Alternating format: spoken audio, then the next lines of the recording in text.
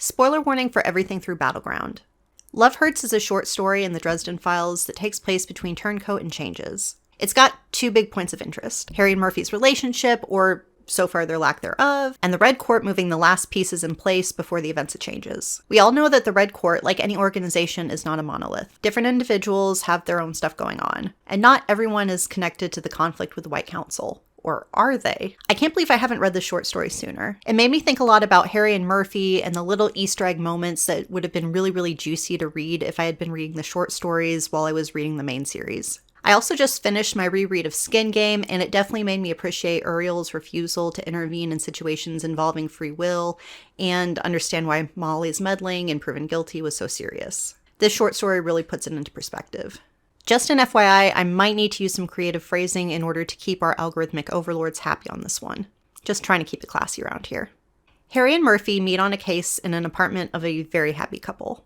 They have pictures of them together covering their walls and their ceiling, normal stuff. And they seem to be really, really into each other. They even have the same last name, but no wedding pictures. But this isn't a happy visit. The couple appears to have met their fate in a way that looks intentional, while also doing the Targaryen tango, the Lannister laydown, the "oh my god, that's your aunt" slant. I'm just gonna assume all of y'all have seen Game of Thrones, because otherwise this makes no sense. This is the third couple that has been found in a similar situation, sans the Targaryen tropes, for lack of a better word, and it looks like there might be something supernatural making people fall in love with disastrous consequences. Harry and Murphy can't let that keep happening, and they spend several days looking for a connection between the couples and not coming up with a lot until Murphy finds some tickets to a fair. But this opening scene was also really interesting in the overall scope of the series for a couple other reasons. The couple was found with a record player playing Queen's song "Who Wants to Live Forever," and it's playing on repeat. A literal interpretation of this would be that the couple was contemplating their mortality, especially given the outcome. However, if you look at the real-life references, then this story gets much, much more interesting. In 1986, a fantasy action-adventure called Highlander came out. This movie is getting rebooted with none other than Henry Cavill as the lead, and it's supposed to be released in theaters in 2027 or 2028. Cavill was injured during training in the pre-production phase, so that's sort of pushing it back a little bit. I liked Henry Cavill in The Witcher, and he's a total nerd, so hopefully this works out for him. But back to our main points.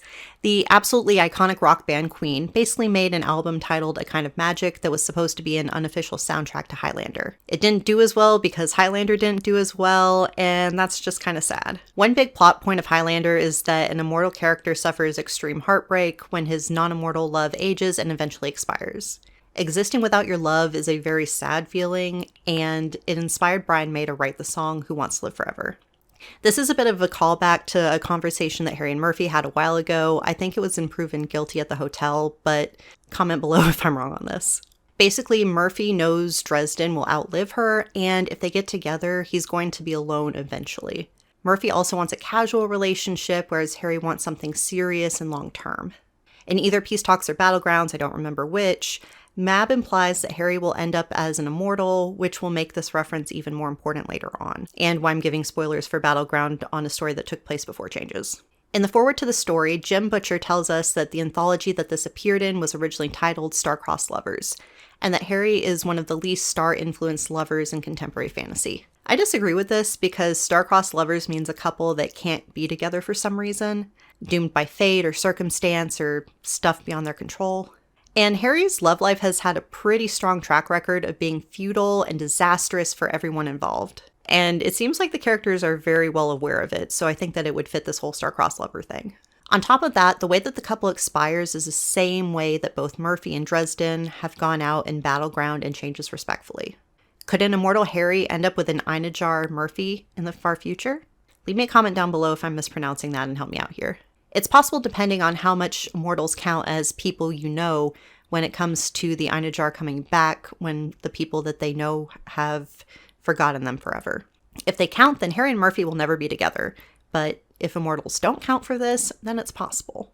Knowing how much Jim Butcher likes to make Harry miserable, it's probably not going to go his way. The song on the record player isn't just about the couple in the apartment, it's a nod to the conflict keeping Harry and Murphy apart romantically, and to their sort of bittersweet relationship in the book.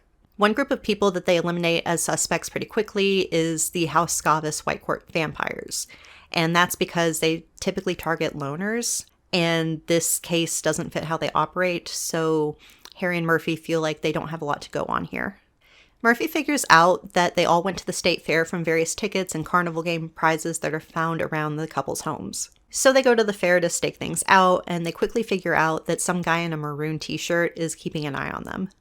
They end up tracking the guy to a ride that's controlled by an old man. He makes a comment about how Harry's a PI, but he doesn't wear a hat, which made me laugh because he has a hat on pretty much all the covers, but he doesn't wear one in the books. So it's nice to have that little fan service line thrown in there. Also, this old man is at a little control station that doesn't end up breaking when Harry's near it, which was kind of weird to me. The controls might just be wires and switches on timers instead of having a fancy computer control the ride, but this detail still bugs me because the ride has stops at various spots, and Harry and Murphy have time to get out of the ride enough to check it out and see if there's any hidden exits or anything. And I feel like that's a little bit more sophisticated than the electronics that survive an encounter with Harry Dresden. Harry and Murphy end up riding the ride, the Tunnel of Terror, once before they figure out that there's nowhere for the guy to have gone, and then they kind of get a little bit cranky. During the ride, they run into some scenarios that reminded me of stuff from previous books. The first scene is a farm scene with a scary scarecrow that reminded me of the phobophages from Proven Guilty.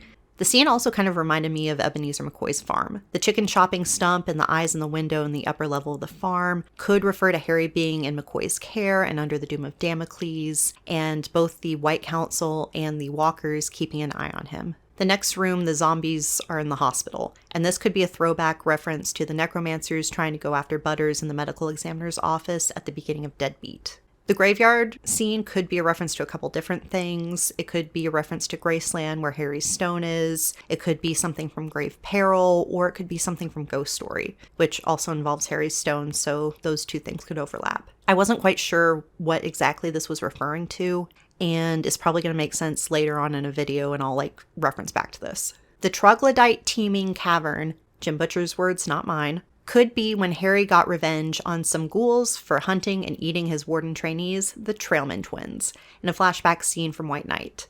Troglodyte means caveman, and the misshapen shape of the ghouls trying to pretend to be something else could be what this is referencing. And the training sessions also took place out in the desert, so that might be the callback to the old ghost town. The Old West Ghost Town could also be the town from the short story A Fistful of Warlocks, where a much younger Lucio fights Kemmler and Gravane from Deadbeat. I did a video on A Fistful of Warlocks a long time ago, and I'll throw a link in the description if you haven't seen it yet. Murphy wasn't there for a lot of these, and Harry describes them checking the sections of the ride as them working together like they always did.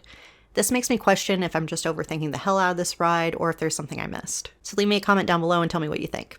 They eventually figure out that there's a trap door sort of near the beginning of the ride that leads to the villain's lair, and they go down it. In the hidden lair, they meet Baroness LeBlanc of the Red Court. She's giving scientist vibes in her lab coat and glasses, but she's super attractive, and Harry kind of figures out what she is right away. She's trying to make people fall in love so that they can't be fed upon by the White Court vampires, and also so that they'll have kids and make more food for the Red Court vampires. LeBlanc says that not all of the Red Court vampires are focused on the conflict with the White Court wizards, and she seems to be very focused on her own agenda and not really caring about the overall conflict. She even gives Harry a chance to walk away because technically the White Council and the Red Court are at a ceasefire at this time, and so they're not supposed to be fighting, but we all know what happens and changes. She specifically calls out the battle-hungry blood addicts in the Red Court, which is basically what the Red King has become, and it's foreshadowing for changes. This would have been a really cool point to have realized before I had read that book for the first time. But if you look at the bigger picture, we know that, in hindsight, the Outsiders failed in their attempt to overthrow a very weakened Lord Wraith at the Battle of the Deeps. They wanted to replace him with a stronger leader of the White Court who would better represent their interests. Remember, Margaret Le Fay had thrown her curse at Lord Wraith, and so he can't eat anymore. And he basically has to pretend to be strong, but everybody's kind of catching on that he's not. Also, at the duel between Dresden and Ortega, Thomas was a terrible second for Duke Ortega. He showed up presumably inebriated, and he almost definitely was unwilling to perform his duty as Ortega's second. This might not have been the big thing that broke up the Red Court and the White Court Vampire Alliance, but it's something that probably strained relationships between the courts and tipped off the Outsiders pulling the strings that they didn't have full control of the White Court and the power that they thought they did. Remember that Laura Wraith is Venatori, and with her controlling her father, the White Court isn't on Team Outsider anymore. Baroness LeBlanc is not a practitioner of magic, and neither is her thrall, the guy in the maroon shirt. So in order to do the magic that makes everybody fall in love with each other, she would have to have some sort of magical object that had power or could, like, do the work itself. It's never really stated how LeBlanc got this artifact in the first place, but someone in the Red Court could have given it to her knowing what she was going to do with it, and knowing that Harry Dresden would eventually become involved or find out about it. Marcone might be the Baron of Chicago, but Dresden acts like the entire city and its people are under his protection, and deals with supernatural shenanigans accordingly. If more serious players are somehow involved, this might just be a way to lure Harry into a trap and take him out before the events of changes can occur. It's much easier to do the bloodline curse if the guy Susan would know to go to is out of the picture. If Harry can't stop it, then who will? It's not like she knows about McCoy or has any way to contact him. With this story happening right before changes, I think the short story could possibly be another attempt to remove Dresden from the picture before the Red Court vampires carry out their big evil plan. Harry and Murphy, having ridden the ride, were also subject to this love spell. And they figure out that the seatbelts on the carnival ride were the artifacts that made them fall in love with each other. They also realize that the feelings that they have for each other, while beautiful and perfect and something that they both seem to want in the moment, are also fake. So Harry deals with the seatbelts the same way he deals with all his problems. He sets them on fire. And by setting them on fire, he destroys them and he breaks the spell before it can hurt anybody else or help them. The seatbelts have runes on them that have a lot of power, and they're a lot like the wolf belts from Full Moon. And this is sort of like a big eureka moment for Dresden. So this could be something that maybe Cal or somebody who's doing more of the string pulling for the big apocalyptic trilogy stuff is involved with. It's a bigger deal than I think Baroness LeBlanc realized when she took them. And Harry describes these as being a machine that does magic, which would explain why LeBlanc was able to do magic even though she's not a practitioner. It was kind of, but not really a hard decision to burn the belts, even though it made Harry and Murphy feel totally in love with each other. They felt happy, complete, and beautiful feelings that come with being in love, but they also knew it wasn't right. And they knew that it wasn't right to keep the belts intact because it was a lie. It's bittersweet, but people don't need to feel happy. They need to be free to make their own decisions. One of the big running themes throughout this entire story is why mind magic is against the laws of magic. It's basically denying somebody their free will, even if it's done for the right reasons. Murphy tells LeBlanc that it's not genuine love if it's forced on someone. Murphy got psychically hurt in grave peril by Kravos and probably carries some bad memories from that experience. Her and Dresden have definitely been doing the will they won't they dance for a while now, but they're both adults who have to make their own decisions about who and how they date. Harry wants something long-term and serious, while Murphy so far in the story hasn't wanted that. And even though they respect and love the hell out of each other, it's not right to mess with their minds in order to overcome those objections because it's not what they want. Lucio is another character who got mind-whammied earlier in the series when Peabody was controlling people at the headquarters in Edinburgh. She seems to genuinely like Dresden, but she broke up with him after Peabody was defeated and the magic that he used on her wore off. Harry ends up calling Lucio to try to get some information earlier in the story when he's running out of ideas. And the conversation that they have feels like one you'd have with your ex, where there's no hard feelings, but it's still super awkward. This makes sense, right? Lucio mentions that their time together made her happy, and Harry says that there's nothing wrong with happy. And Lucio finishes the thought by saying, when it's real. And I think that Harry and Murphy's discussion at the end of the story sort of calls back to this idea and gives Harry the strength to do the right thing and destroy the belts. Lucio and Harry might have had a good relationship, and they both came out of it okay, but Harry mentions that the emotional fallout was much worse for Lucio than it was for him, just because she had gotten into a relationship because Peabody had wanted her to spy on him, and she had no idea what was going on. Lucio tries to be professional and friendly, but when you have that kind of baggage hanging over your head, there's no escaping the awkward. I can't imagine what she went through with that, especially on top of being the one who took out LaFortier against her will. Being used as a tool to do something that you spend your entire life trying to work against would just be like one of the worst feelings in the world that you could feel.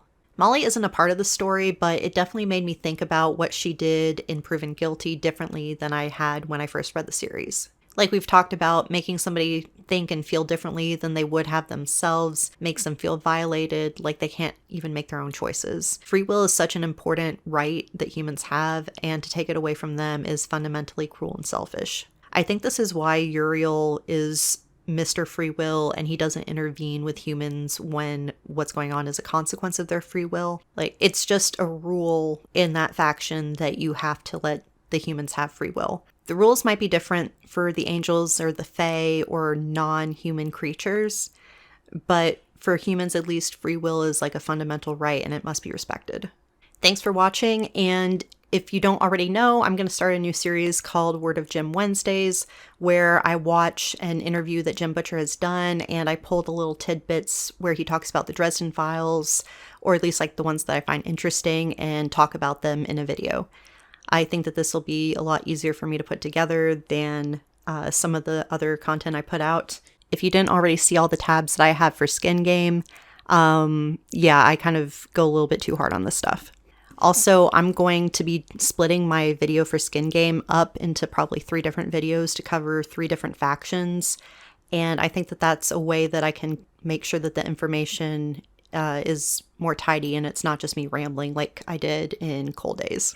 Also, I tried to speak more slowly in this video and to not project my voice because the sound was weird on my last video. Tell me in the comments down below if you like it or if you want me to like shout into the microphone and do what I've been doing. And thanks to Loki for supporting me on Patreon, and really anybody who leaves a comment or even like watches this video. I'm really happy that I can share my whole obsession about the Dresden Files with people, and it's been a lot of fun. So thanks, guys.